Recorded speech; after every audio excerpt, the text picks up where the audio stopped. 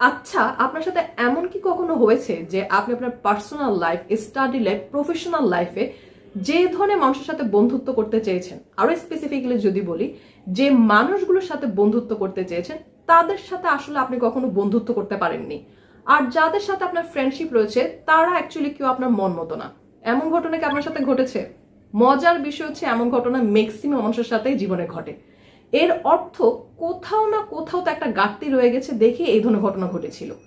আজ তাহলে আমরা জানবো যে কিভাবে বুদ্ধি করে আপনি যে ধরনের মানুষের সাথে বন্ধুত্ব করতে চান তাদের সাথে বন্ধুত্ব করতে পারবেন, এবং আরো ইম্পর্টেন্ট বিষয় হচ্ছে কিভাবে বুদ্ধি করে আপনি অন্য মানুষদেরকে প্রভাবিত করতে পারবেন। সো আর দেরি না করে বরং মেইন টপিকে চলে আসি। প্রথম টপিকটা এসে যাচ্ছে আপনি কিভাবে নিজেকে প্রেজেন্ট করলে সামনের মানুষজন আপনাকে ইনস্ট্যান্ট লাইক করবে বা আপনার সাথে বন্ধুত্ব করবে বা আপনি তাদের মনটা জয়লাভ করতে পারবেন।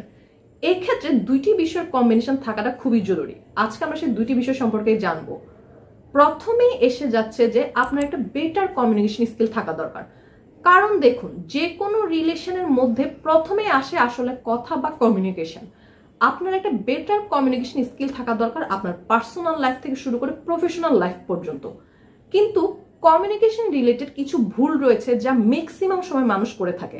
আগে আসলে সে ভুলগুলো সম্পর্কে জানা দরকার।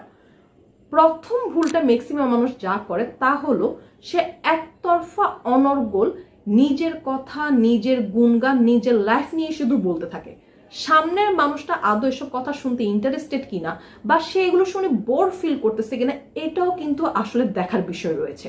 যে মানুষটা একতরফা শুধু নিজের কথাই বলতে থাকে তাকে পরিস্থিতি সাপেক্ষে বাচাল বলা যেতে পারে, কিন্তু তার বেটার কমিউনিকেশন স্কিল রয়েছে এটা কোনোভাবেই আসলে বলা যাচ্ছে না।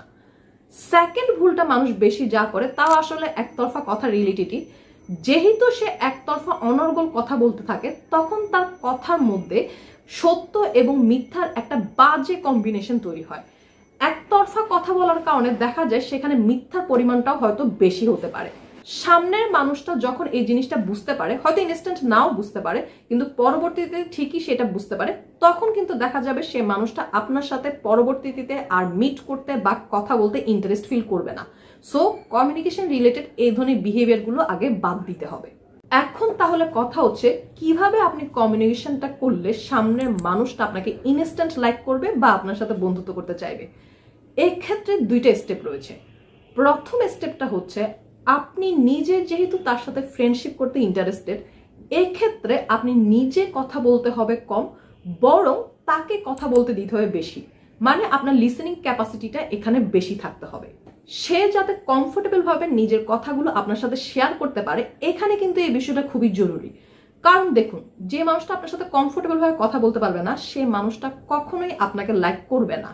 আর আপনি যেহেতু চান যে সে মানুষটা আপনাকে লাইক করুক, এক্ষেত্রে আপনার কাজটা হচ্ছে তার কথা বলার সময় আপনি তার প্রতি ফোকাস রেখেছেন, তার কথা মনোযোগ দিয়ে শুনতেছেন, এই বিষয়টা আপনার তরফ থেকে কিন্তু আপনি তাকে বোঝাতে হবে। কথা বলার সময় অহেতুক নিজের মোবাইলটা নিয়ে ফাও স্ক্রলিং করতে থাকবেন না, এদিক সেদিক মানুষের দিকে অহেতুক তাকিয়ে থাকবেন না।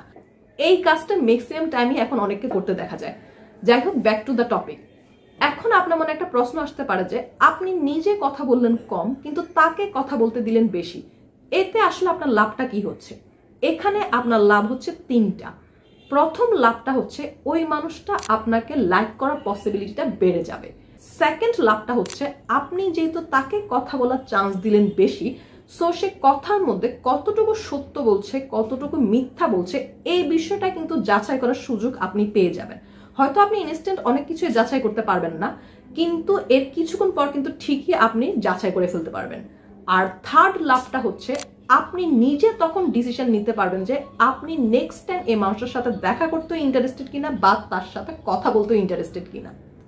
সেকেন্ড স্টেপটা হচ্ছে আপনি যদি পরবর্তীবার ওই মানুষটার সাথে দেখা করতে ইন্টারেস্টেড থাকেন তাহলে এবার আপনি তার ইন্টারেস্টেড টপিকগুলো নিয়ে তার সাথে কথা বলুন। হয়তোবা সে টেকনোলজি নিয়ে ইন্টারেস্টেড, মিডিয়া নিয়ে ইন্টারেস্টেড, বিজনেস নিয়ে ইন্টারেস্টেড, মূল কথা সে যে টপিকগুলোতে ইন্টারেস্টেড থাকবে সেই টপিকগুলো নিয়ে তার সাথে কথা বলুন। দেখবেন সে নিজেই তখন আপনার সাথে অনেক লম্বা সময় ধরে এই টপিকগুলো নিয়ে কথা বলবে। আপনিও তখন আপনি যে বিষয়গুলো নিয়ে ইন্টারেস্টেড সেই বিষয়গুলো নিয়ে তার সাথে কথা বলুন। দেখবেন এতে আপনাদের মধ্যে আন্ডারস্ট্যান্ডিংটাও ভালো হবে এবং আপনাদের ফ্রেন্ডশিপটাও স্ট্রং হতে থাকবে। বুদ্ধিমান মানুষরা এই দুইটা ট্রিক্স খুব ভালোভাবে তাদের জীবনে অ্যাপ্লাই করে। সো আপনি এই দুইটা ট্রিক্স আপনার জীবনে অ্যাপ্লাই করা শুরু করুন।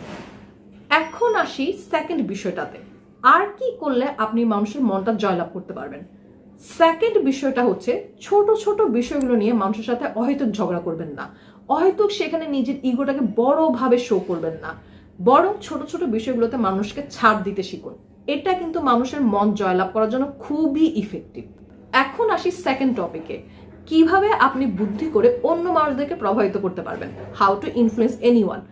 এই ক্ষেত্রে 3টা স্টেপ রয়েছে। প্রথম স্টেপটা হচ্ছে আপনি কোন মানুষকে তখনই প্রভাবিত করতে পারবেন যখন আপনি সে মানুষটাকে কোনোভাবে সাহায্য করতে পারবেন, হয়তো বা আপনার right information, right way, right direction of life বা যে কোনো টাইপের হেল্প যখন সে দেখবে যে তার জীবনে কাজে লেগে গেছে, তখনই সে কিন্তু অনেকটা ইনফ্লুয়েন্স হয়ে পড়বে। এর একটা উদাহরণ দেই, সন্দীপ মাহেশ্বরীর কথা তো ডেফিনেটলি এখন আমরা সবাই জানি।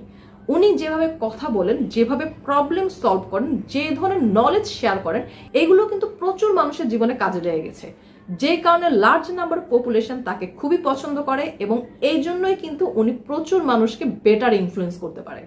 সেকেন্ড স্টেপটা হচ্ছে, সাপোজ আপনি কাউকে দিয়ে কোনো একটা কাজ করাতে চাচ্ছেন, হয়তো সেটা পার্সোনালি হতে পারে বা প্রফেশনালি হতে পারে। এক্ষেত্রে সে কাজটির মধ্যে আপনি নিজের লাভ লোকসানের কথা না বলে তার কি লাভ লোকসান রয়েছে এটা যদি আপনি তাকে বুঝিয়ে দিতে পারেন, তাহলে দেখবেন সেই কাজটা আপনার জন্য অনেক সহজে করে দিবে। মূল কথা, মানুষকে যদি আপনি আপনার কাজের মধ্যে তার লাভের অংশটা দেখিয়ে দিতে পারেন, তাহলে সে এই কাজটা আপনার জন্য অবশ্যই করে দিবে এবং দেখবেন সে কাজটার মধ্যে তার অনেক আন্তরিকতাও থাকবে। This is a kind of influence which is highly tricky. Third স্টেপটা হচ্ছে, আপনি মানুষের কাছে তখনই বেশি লাইকেবল হতে পারবেন বা মানুষকে ইনফ্লুয়েন্স করতে পারবেন যখন আপনার মধ্যে একটা গ্রেট পার্সোনালিটি থাকবে। পার্সোনালিটি রিলেটেড কথাবার্তা আজ আর বেশি বলবো না, কারণ পার্সোনালিটির উপর অলরেডি আমার 2টি কন্টেন্ট রয়েছে। সেই কন্টেন্ট 2টি লিঙ্ক আমি ডেসক্রিপশনে পোস্ট করে দিচ্ছি, আশা করি সেগুলো দেখে আপনারা উপকৃত হবেন। আজ এ পর্যন্ত, থ্যাঙ্কস ফর ওয়াচিং।